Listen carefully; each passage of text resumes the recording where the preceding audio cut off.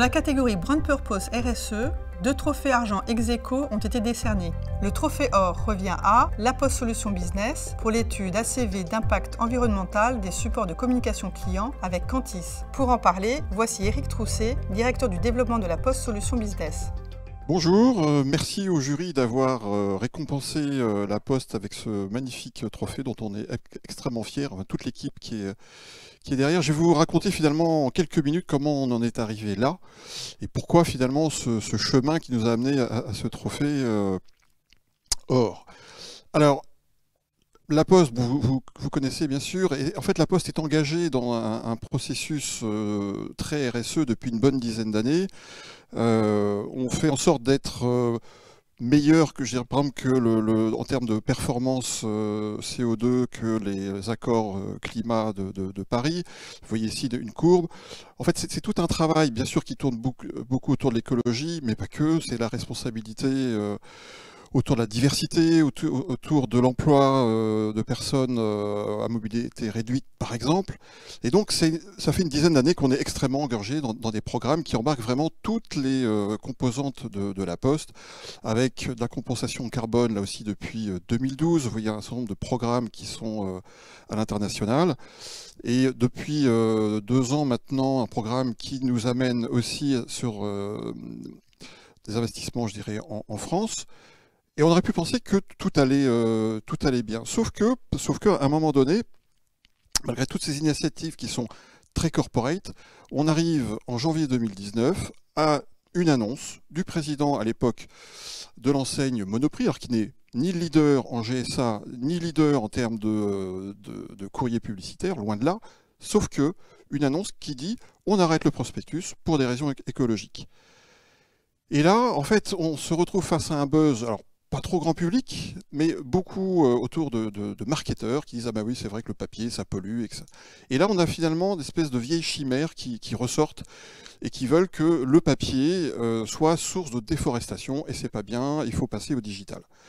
Autant dire que ça nous énerve un petit peu, parce qu'on sait que tout ça est en réalité beaucoup plus mesuré. Et donc, on se dit comment on peut répondre, mais non pas répondre directement à Monoprix, ça n'a pas de sens.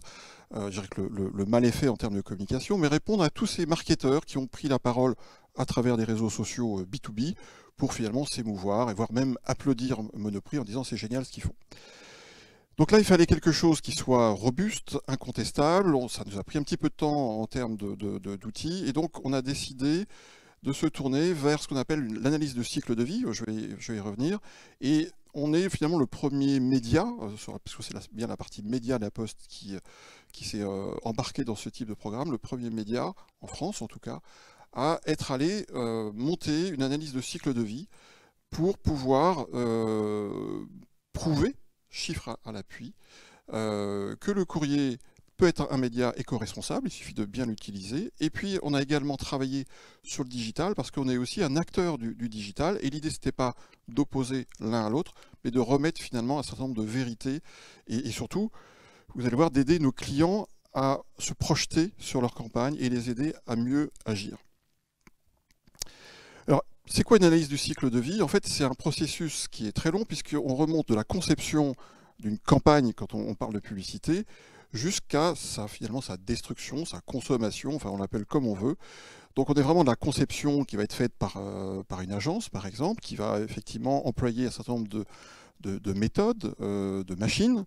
On a toute la partie fabrication, distribution, et puis au bout du bout, quand on distribue, c'est pour avoir de l'audience. Et donc en fonction finalement de la déperdition que l'on a, finalement un contact, quel que soit la nature du média, qui ne sert à rien, parce qu'il tombe à côté de la cible, c'est un contact perdu, et donc quelque part, c'est un gâchis d'énergie. Et donc, cette analyse du cycle de vie, vous voyez, je passe assez vite, donc on l'a menée avec un cabinet indépendant qui s'appelle Cantis, qui a une réputation internationale, et c'était important. C'est un process en plus qui est normé par plusieurs labels ISO. Et donc, on a pris 5 types de campagnes différentes, en print et l'équivalent digital, donc c'était soit via email, soit via vidéo, via des réseaux sociaux, donc dans des configurations différentes. Et l'idée, c'était vraiment d'évaluer l'impact sur 16 critères différents. Alors, le plus connu, c'est le CO2, mais on a aussi des critères un peu plus ésotériques comme l'eutrophisation de l'eau, l'eutrophisation du sol, l'utilisation de métaux rares, parce que c'est vrai que derrière une communication digitale, notamment sur mobile, on a des smartphones, et les smartphones, ils ne tombent pas du ciel, ils ont été fabriqués dans des usines qui souvent sont au bout du monde, avec des métaux rares. Le papier, il vient de forêt, il y a du papier, ce qu'on appelle des fibres vierges, des fibres recyclées. Les fibres recyclées, ça consomme de l'eau, mais par contre, ça évite de réutiliser de la matière brute. Bref, tout ce qui tourne autour de l'écologie, c'est extrêmement complexe, et l'idée, c'était vraiment de mener cette analyse du cycle de vie pour pouvoir en tirer des enseignements pour nous, par exemple, et de manière à aussi améliorer notre propre processus. Et par exemple, on s'est aperçu que la distribution, donc par le facteur de courrier pèse pour 10% dans l'impact écologique d'une campagne de marketing direct, donc c'est une information qui nous touche et qui nous permet finalement de dire comment je peux encore réduire cette part. Et puis surtout, ça nous a amené, et c'était important, une fois qu'on avait finalement l'ensemble des vecteurs papier et digital devant nous, à concevoir finalement, au-delà des résultats sur les 5 typologies de campagnes que l'on avait retenues, de concevoir un outil qui s'appelle Media Positive Impact, que nos forces de vente vont présenter à nos clients annonceurs, pour les aider à mesurer l'impact soit d'une campagne passée, soit d'une campagne à venir, c'est vraiment de la simulation, et de voir sur un certain nombre de critères comment ils peuvent améliorer leur performance. Je prends un exemple qui est vrai d'ailleurs en print et en digital. La qualité de la base de données en amont va permettre d'éviter la déperdition. Si j'envoie des emails, alors déjà si j'ai un taux de clic à 3%, souvent je suis content, mais qu'est-ce que ça veut dire d'envoyer 87% d'emails qui ne sont pas ouverts? C'est quand même de l'énergie derrière. Et on sait qu'il y a des serveurs, qu'il faut les refroidir, etc. Mais c'est pareil pour le print. Si j'envoie des courriers à des personnes qui ont par exemple déménagé, ils sont non aboutis, ils reviennent à l'envoyeur, tout ça, ça fait finalement de la matière première qui a été utilisée à mauvais escient, et puis du transport, etc. Et donc, sur cette série de critères que l'on a retenus, et pas simplement la matière première, voilà, le papier ou simplement la conception digitale, ça nous permet finalement, avec nos clients, sur une campagne donnée, de leur dire, voilà, si vous bougez tel ou tel paramètre, voilà l'impact que ça peut vous donner. Et donc ça nous permet d'entamer un dialogue vertueux.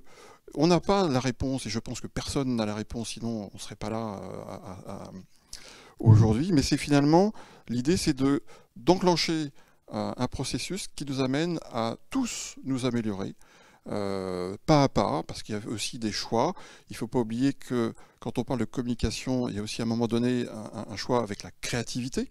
Il ne faut pas l'oublier, parce que là aussi, même si elle est peu quantifiable, en tout cas pas directement bien évidemment dans une ACV, il faut à un moment donné arbitrer entre comment j'améliore les performances écologiques de ma campagne avec les performances de créativité.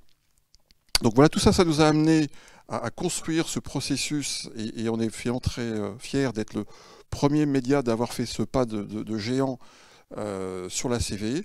On a encore beaucoup de choses à apprendre, il va falloir aussi réitérer un certain nombre de mesures parce que les techniques évoluent, pas les techniques de mesure, enfin aussi, mais aussi les techniques de production évoluent, c'est vrai du digital, c'est vrai du papier.